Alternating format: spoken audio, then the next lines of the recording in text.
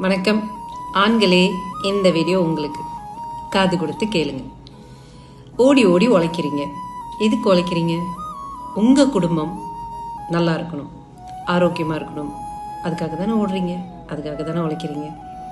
ஆனால் என்னைக்காவது ஒரு நாள், எப்பயாவது ஒரு நாள் உங்கள் கூட வாழ்ந்துக்கிட்டு இருக்கிற உங்கள் வீட்டு பெண்கள், அம்மாவாக இருக்கலாம், மனைவியாக இருக்கலாம், அக்கா தங்கைகளாக இருக்கலாம், இல்லை உங்கள் பெண் குழந்தைங்களாக இருக்கலாம், இவங்க மாதம் மாதம் வர்ற மாதவிடாய்க்கு பாய்க்கிற சானிட்டரி பேடில் எத்தனை கலவைகள் இருக்குன்றதை என்னைக்காவது ஒரு நாள் யோசிச்சிருந்துருக்கீங்களா?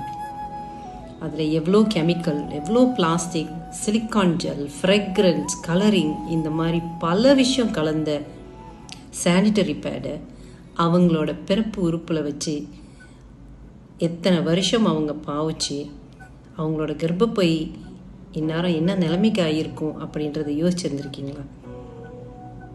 கிடையாதுல்ல. So time for you to be aware of it. இதை பற்றி உங்களுக்கு தான் முதல்ல புரிந்துணர்வு வேணும். ஏன்னா உங்கள் வீட்டு பெண்கள் உங்களோட ரெஸ்பான்சிபிலிட்டி.